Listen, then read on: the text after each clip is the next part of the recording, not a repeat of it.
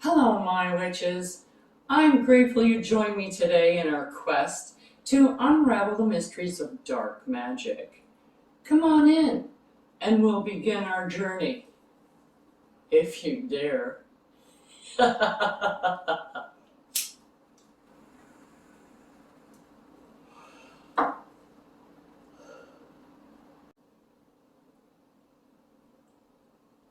This is a friendly warning to those witches, regardless of your experience, that working with these types of energies can be more challenging and personally draining on your own energy. The deities, as well, on this side of the fence, tend to be a bit more demanding and less forgiving. So I urge you now to do your research if you should be using a deity, as you should with any deity that you use, regardless of what pantheon you're taking them from.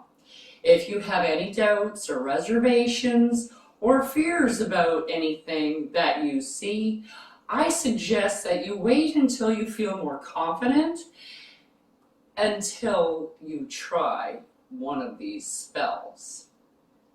So now that that's covered, let's play. Welcome, my witches. Back for another spell today. I'm so happy to see you here. Today we're going to do a commanding spell. Now I have this, let me put it back here a little bit. I have this skull candle that is, it's like glass on the outside with silver and stuff. It's a really awesome candle. And I just keep refilling it when I finish with it.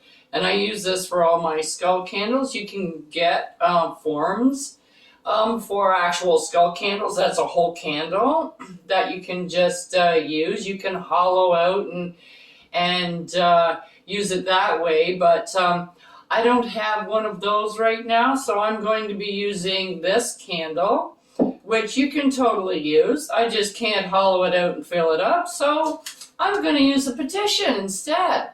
Same difference. I can't scribe it, I can't write anything on it, and I can't hollow it out and put my mugwort and vervain in it, so I'm going to dress it with it. I'm going to put it up here so it'll burn like incense as the candle is burning with the oil. And that's how I'm going to pull this one off. If you have a regular candle, you can scribe that candle, anoint that candle. I'm using commanding oil and confusion oil because there's nothing like a confused person. If you have a commanding oil and you're doing a commanding spell on someone, it doesn't necessarily make them have problems in mental capacity. Now, if you throw in the confusion oil, and I'm using a purple candle because purple is for mental acuity, etc. Okay, so I'm using a purple candle. This is all purple, and that's why I just keep refilling it. I keep adding with a purple candle because all of my commanding spells that I use with a skull candle, they've all got a bit of confusion in it. Because if people are confused and other people see that they're confused, other people will lose confidence in this person. Right? Because if you go in and all of a sudden your boss he can't say anything, it's like, can you go, I want you to, you know what I'm talking about. The same thing that you did yesterday. I want you to do that today over in the room back there. They've lost their words. It's like their mind is switching off. They're confused. They can't find the words. They can't pick those words out. It's kind of like they have Alzheimer's or something like that. the words that are right there on the tip of their tongue, they can't grasp at all. They can't find those words, which makes them look incompetent in front of other people. So this is where I like to go with the commanding spell, because if they are following my directions, they don't have problems. It's when they deviate from my directions, confusion sets in. So if they're behaving how I'm commanding them to with the spell, then they will be fine, because that's what I want them to do. But if they don't, then they get totally confused. They can't. So let's get back to the spell. We're going to write down John Doe's name and birthday on here. Okay, and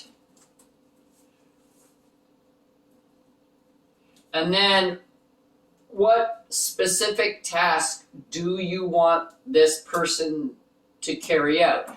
Now, if you're doing a commanding spell, you tell them what you want them to do, not what you don't want them to do.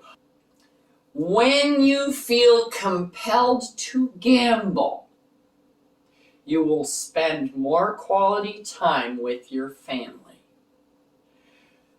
That is giving you a trigger, and it is giving you what you want them to do when that trigger presents itself. So whenever they're triggered to do that particular thing, you can use this for eating disorders as well. When you feel compelled to eat late at night, you will go have a cup of chamomile tea or something. So you have to know specifically what you want them to do when they get triggered. And this is pretty much all about triggers. Drinking is triggers. If you're watching a show and somebody goes in and they walk into a bar, that's a friggin' trigger for an alcoholic every day of the week. And to see them sitting there drinking a beer or drinking a whatever, they are drinking. And if you think that person sitting on the couch does not want to get up and go over and get a drink, you are sadly mistaken. They feel the compulsion. They want to go do it.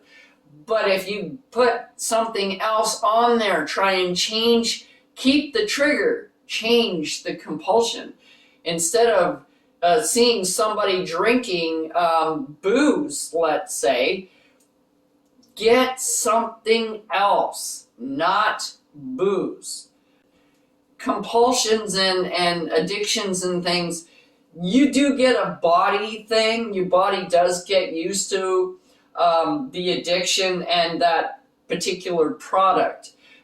But that's the easy part most times. You can go in and get yourself off of it. And there have been people, you go into a recovery program, you're in there for 4 weeks and you come out and you're doing great in there, but there's no triggers in there.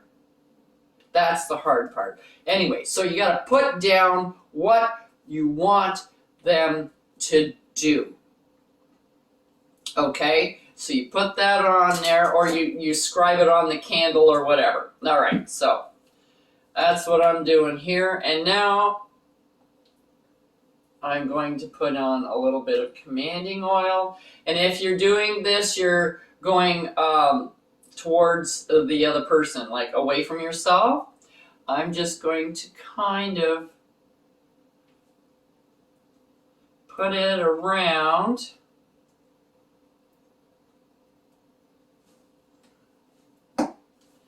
And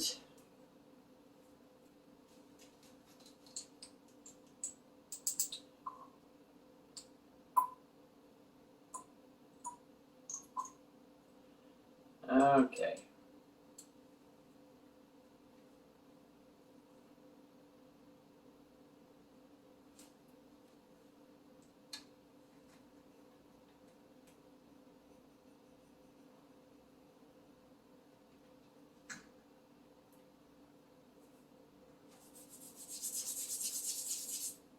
Okay, so now that I've got those two oils in here, I'm going to, usually I would dress it in this, but I don't have that option with this candle. Or you can actually hollow out the bottom and stuff it. I don't have that option with this either. So I'm just going to take a little bit of the vervain, and this is vervain. Yes, this is vervain. Okay, so this is the vervain, and this is the mugwort. And oops, I'm getting it all over again. And I'm just going to take a little bit of mugwort. So you pull it out, and it's like this. Mugwort is big and leafy and doesn't really kind of dry, and it doesn't really crumble much. So it's hard. Okay, so there we go. And now, because I'm putting my will on to somebody, it doesn't really matter which way it goes. A lot of people say if you're imposing yourself onto someone, you're going counterclockwise, because it's not good for them. You're actually sending the energy out. You're not asking energy to come to you. You're sending energy out. And that's the way I see it, so I'm going counterclockwise. If I was asking energy to come into me, like if I was doing this spell for me, like because I was, I was trying to lose weight and I'm want to, kind of change my eating habits or whatever, or maybe exercise more. When I get a trigger, I'll get up and do the dishes or something like that. Do some activity instead of going to eat or whatever. So then you can do it towards you because you're giving the energy back to yourself. I just find it really hard to do a domination spell on myself, because it doesn't make sense to me. I would rather do a banishing spell, but hey, to each their own. Try it. Let me know if it works for you. Okay. So now that I've got that, I am going to just spoon this around.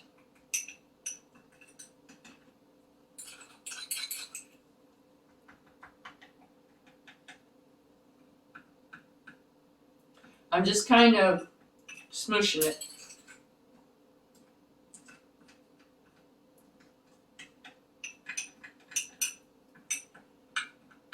There. Okay. I'll just put that over here. Okay. Now, you light the candle. And if you want to use incense, you can use this as incense as well. Or you can actually use incense if you want to. I'm just not doing that today. So you light your candle. Oh, there we go. Oops, keep going. Oh, maybe move some of that oil out of the way a little bit so it doesn't drown my wick. There we go. Okay. There, and now you chant. You can read your paper if you've written it out exactly what you want. And you don't really need a trigger. You can just get someone, if you just want somebody to be nicer at work, you can do that. There's no trigger for that, but it's still the same spell. You don't need a trigger for everything. If they're being at work, then and you want them to be nicer, you can use it and just demand that they're nicer to everybody at work.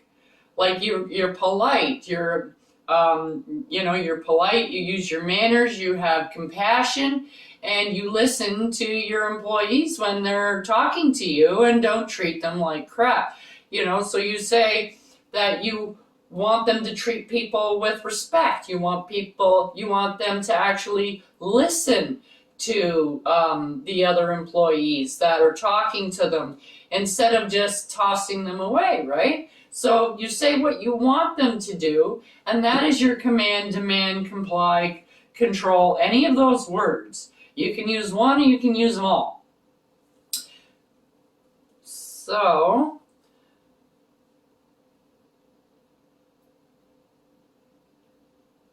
I, Crone alone, command, demand, control, and manipulate you, John Doe. You will now comply to my will. You will now treat everyone you meet with respect, compassion, empathy, and understanding. When you stray from this doctrine, you will become confused.